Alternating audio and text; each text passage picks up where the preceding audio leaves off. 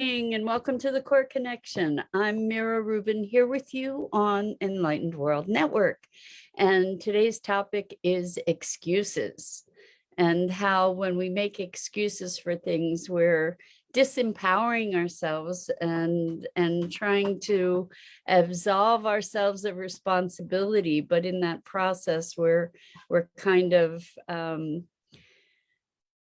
denaturing our power in the world. So we're going to talk about excuses and see where we go with it. It should be interesting as always. But before we get started, let's take a minute or two to get present. Let's take a deep breath in through your nose and hold it. And imagine clean, crisp oxygen flooding your lungs, flowing into your bloodstream, nourishing all your cells, all your organs, bringing vital life energy to your body and being. And as you exhale, exhale any tension, stress, negativity, fatigue. And now let's take another deep breath in through your nose and hold it. This time, imagine brilliant, bright light lighting you up from the inside out, illuminating, electrifying, and energizing all your cells, all your molecules, and your electrons, creating this brilliant beam of light from your heart out into the world. And as you exhale, exhale any remaining tension, stress, negativity, fatigue. And now let's just gently rub our palms together and very softly, softly, softly feel the tickling and the tingling in your fingers, in your palms, and allow that sensation to bring you present right here, right now, to this remarkable physical form that enables you to experience life.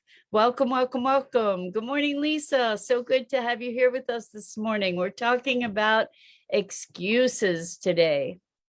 And sometimes I think when we make excuses, we find ourselves not just making excuses for ourselves, but oftentimes making excuses for others.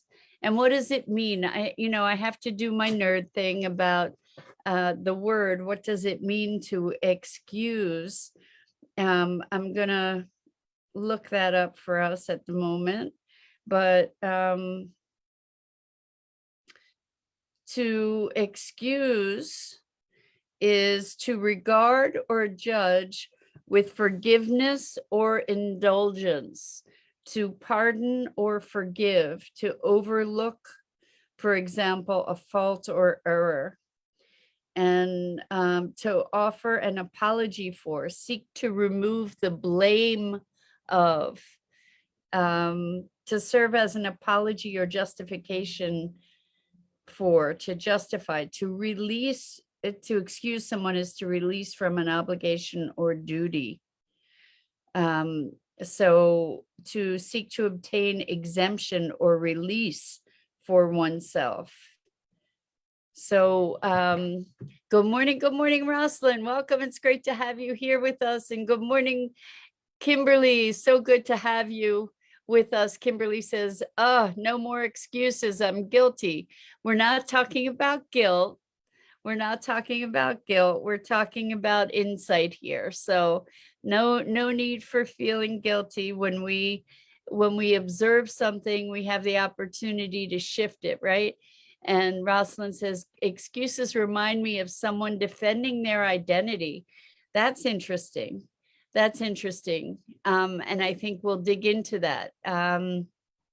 So if excuses are someone defending their identity, where is the assault to their identity? Maybe they're wanting to absolve themselves of responsibility for something that isn't in alignment with the way they want to see themselves. I'm thinking maybe that's kind of what you're talking about. When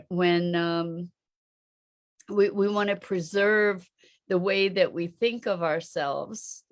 And so when something happens, we'll make excuses to justify something and to absolve ourselves of responsibility. You know, it's like, well, it was because of this and that and the other thing, and that's, you know, it wasn't my fault, right?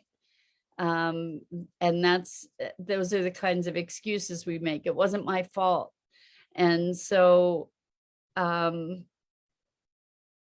think when we presence ourselves to a circumstance, what I guess if we're talking about excuses, we get to talk about what does it mean to take responsibility? What does that look like to take responsibility? And the idea of guilt and blame and shame is kind of tied in with this whole notion of excuses, right? Because if I can't be excused, then I'm responsible. Then I have to be accountable for whatever occurred. And so I think that it's really important for us to recognize that when we make excuses, we're disempowering ourselves. You know, so I had a really interesting conversation. I'm very fortunate in working with my clients that they give me all kinds of things to think about all the time. And the conversation went something like, well, when things go wrong, I consider that it's my fault. You know, when things aren't going well, I consider that it's my fault. But when things are going well, I think it's luck. And so when we talk about responsibility, if we're going to blame ourselves for when things aren't going well, then we get to credit ourselves for when things are going well. And this is maybe a little bit the opposite of the whole idea of excuses, but I think that when we take responsibility for circumstances, even when it looks like they are circumstances beyond our control, that if we take responsibility for maybe manifesting things, that what we're doing is we're empowering ourselves to take action. And I'm not talking about blame. We often misconstrue responsibility for blame. That's not what we're talking about. We're talking about, you know, how did I contribute to this circumstance? That's what we're looking at. And when we make excuses, we're kind of trying to take ourselves out of the picture, and it may it ultimately it's disempowering, I think. So Rosalind says, I made a comment to answer a question and someone said it wasn't nice or fair of me. I was thinking of things to say to defend myself. Instead, I said, sorry, it offended you. And that's awesome. That's beautiful, Rosalind. I mean, like, that's taking responsibility rather than making excuses, right? It's like, oh, okay, you got offended. I'm really sorry that, you know, that it offended you. It wasn't intended that way, you know, and that's taking responsibility rather than trying to justify, right? And Lisa said, I tend to make excuses for other people. I myself am all about accountability. So I think that making excuses for other people isn't serving us or them. You know, when we find ways to justify, there's a difference between trying to understand someone's motivation, trying to understand the dynamics that are underlying a person's behavior, versus making excuses. Excuses, because then you disempower the other person, right?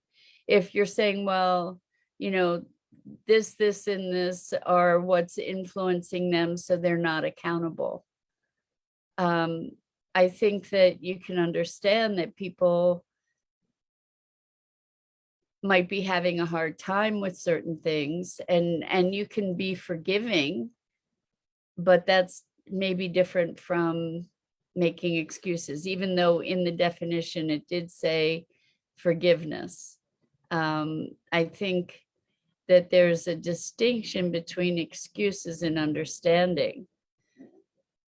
You know, excuses are like saying, well, it was out of my control, or it was out of my power. And certainly there are many things that occur in life that on a on a on an observational level are beyond our control, right? There are lots of things that happen in life that are beyond our conscious control. And at the same time, and this was something I had a really hard time with years ago, especially because when people talk about taking responsibility, it often feels like blame, right? So years ago, when I would encounter people who said, well, you know, the hardships that you're encountering, you know, you created that somehow. And I would hear it as blame. I would hear it as like I'm at fault, I'm guilty, rather than that I have some kind of dynamic interaction, some kind of dynamic engagement with the circumstance that manifested that in my life in some way or another. And that's not, I think that that's a really fine line, actually, and sort of a hard distinction to make, especially when you're going through all kinds of circumstances that are really, really challenging. It's like, it felt like blaming me for my hardship, rather than empowering me to have some influence. And so when this is where the whole law of attraction thing gets really sticky, because if we believe that we're attracting our situations, our circumstances in life when things are going really badly, you know, we don't necessarily know what we're doing to create that, right? And the inclination, if we are like connecting with the whole law of attraction thing, the inclination could be, it's my fault, you know, like, and instead of that, we get the opportunity to say, okay, so what's going on here? Like, use it as feedback.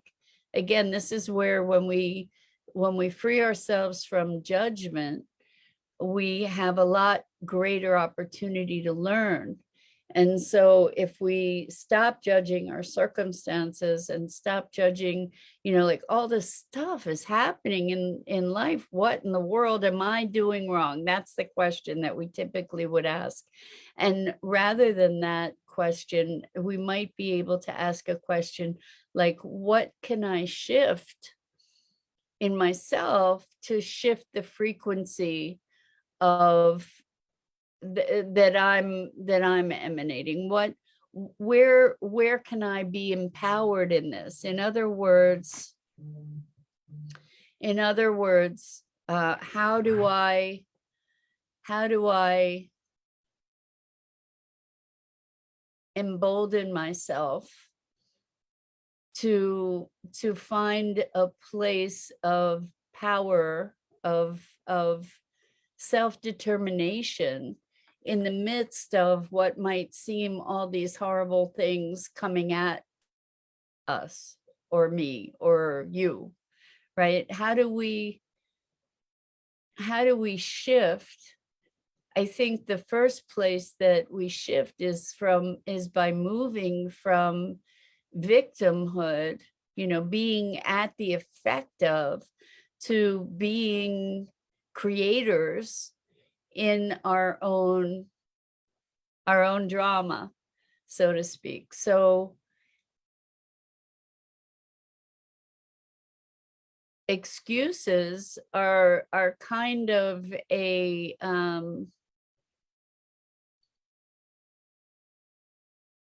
they're tied in with victimhood, right? Being at the effect of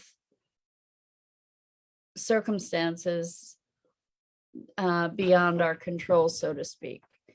And it's really interesting. So for instance, I I've gone through a lot of really tough stuff in my life, and I have clients who have gone through and even are going through all kinds of tough stuff in life. And there's a point where it's possible to be recognizing that all this tough stuff, it's not a punishment.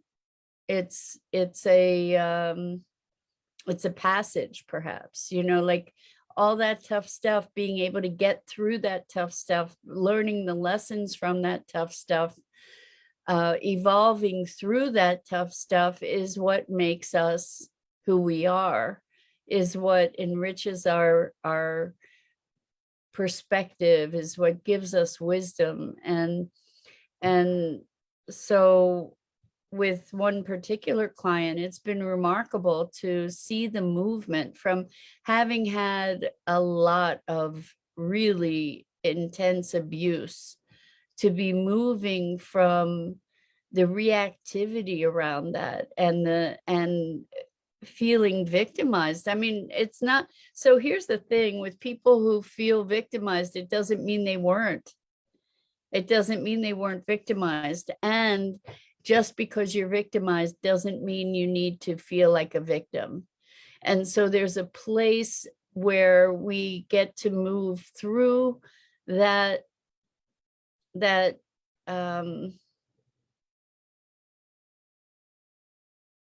transition, transmutation, evolution, whatever you want to call it, where we get to take ownership of all of that stuff, all the shadow stuff that has happened in our lives, to then integrate that and realize that it's all of that that makes us who we are, that gives us the level of compassion or understanding or ability to confront challenging emotions, and giving us a greater capacity for understanding. Like I can see where years ago, when I was going through all the stuff that was really felt like it was going to kill me, that if someone had said to me, this is all shaping you for who you need to become, I probably would have told them to go pound sand, because I was really suffering. And I really was feeling the victim very much of circumstances beyond my control. And if someone said to me, you're creating those circumstances so that your future self is going to be stronger, I would have I wouldn't have had such kind words for them. So I totally understand the how we can readily misconstrue that notion as blame or guilt. I have experienced the feeling that, health practitioners even were blaming me, or, healers were blaming me for being where I was. It felt like that. And, saying, you're doing this. And it was like, if I, so stop it. And it was like, if I knew how to stop it, I would stop it. Right. Like, that's offensive. Right.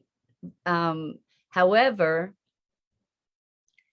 from my vantage point now, having gone through so much of that, having gone through the fire, there's a recognition that all of those experiences shaped and molded me to a place where now I have the capacity to be able to be with someone who's in extreme pain, and I can be present to it without flinching. You know, I can have insight into these really dramatic, painful circumstances, and I can hold a beacon forward for someone to say, there is another side of this. You can get through this. This isn't how it has to be always. And you know, I can be there to support someone. Had I not gone through those circumstances, I wouldn't know how to be with it. I remember when I was so depressed at one point, and I had this relatively new friend, and the friend said to me, just stop it. You know, like, I can't be around this. Just stop it. And it was so appalling to me, you know, because in that moment, it was like, if I knew how to stop it, I would stop it. This is excruciating. I don't know how not to be in this space. I don't know how to find my way out. And so I think that because I personally experienced not being able to find my way out of so many of these really dark, deep holes,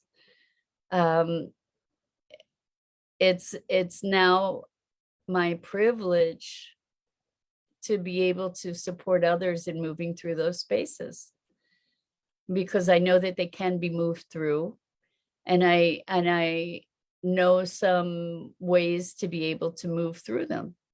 So what I'm saying is that in our adversity, there are always gifts, and the excuses are a way that we separate ourselves from access to the possibility of those gifts.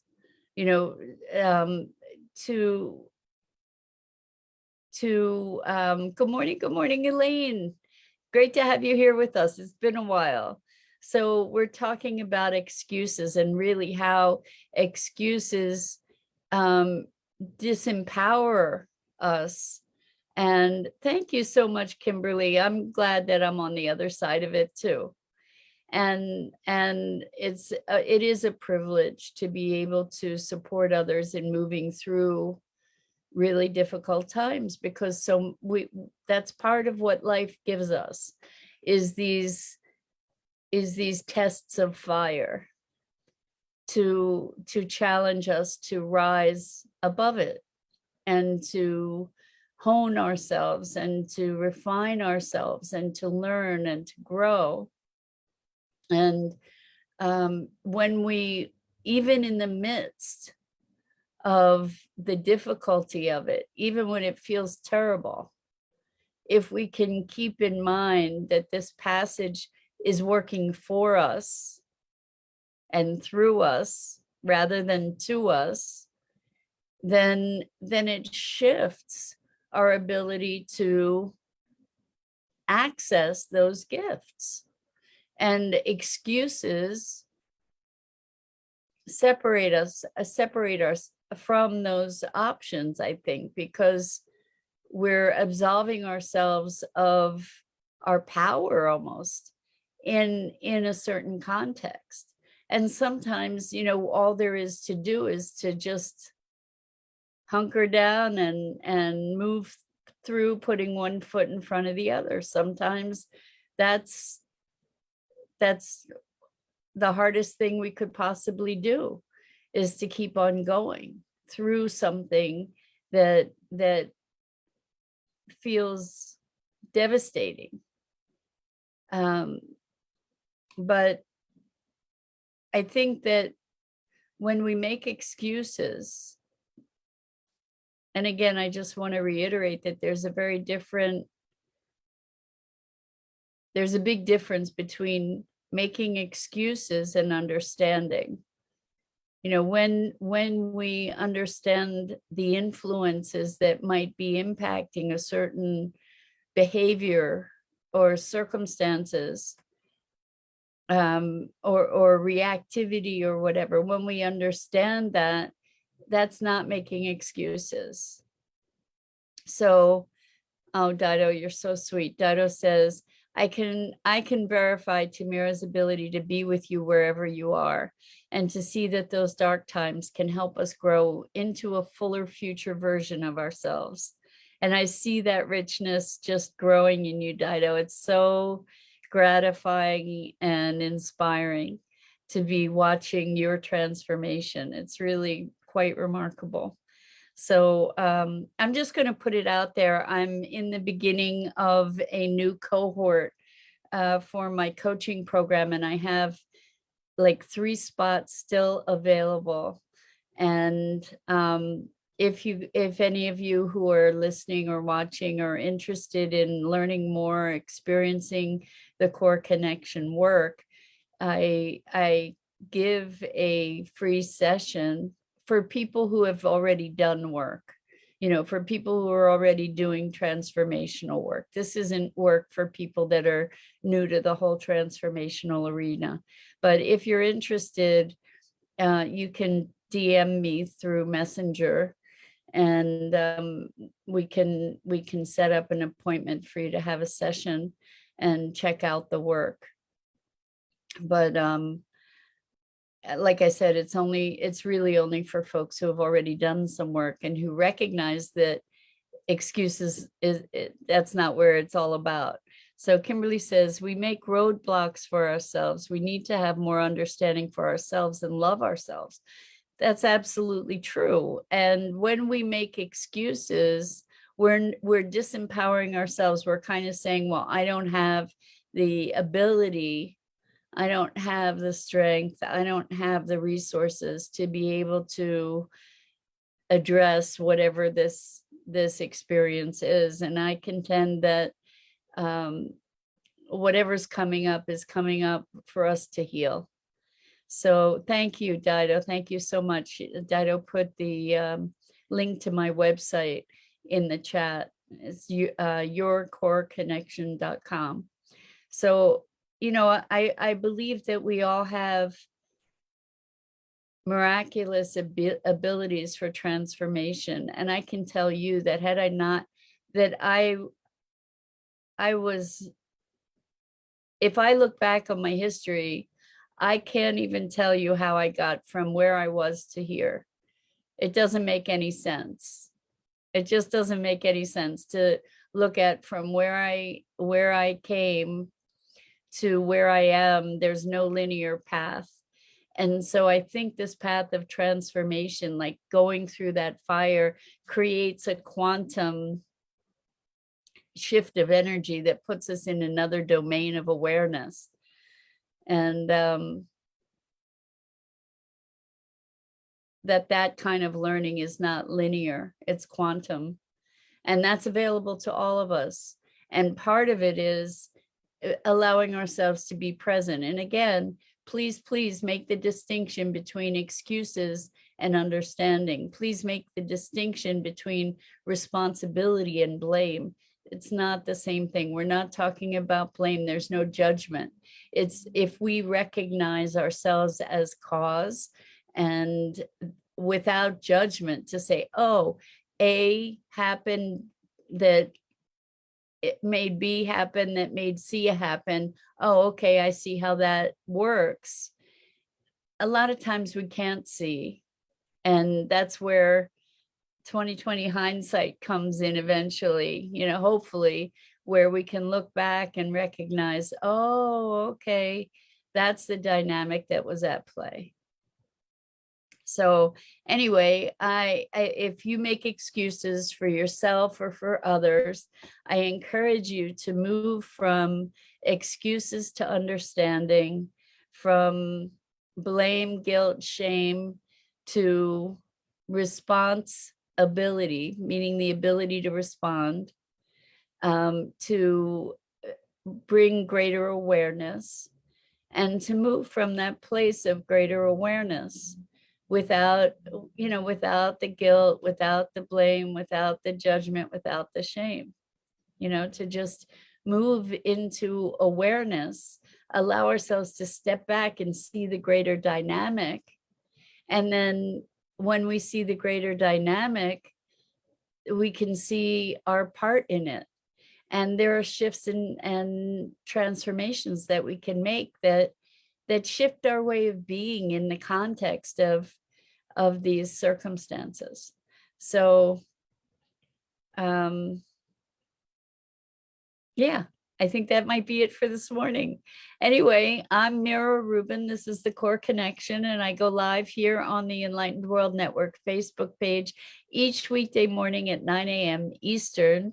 And I encourage you to check out the other awesome programming on Enlightened World Network and Enlightened World Living and EWN One with the Earth. And I just want to say thank you, thank you, thank you for your engagement and your presence, and for playing with me in these conversations, and for being such a rich contribution in my life. And I hope that I'm reciprocating in some way. Anyway, so much love. Until next time, I hope that I get to see you again here really soon.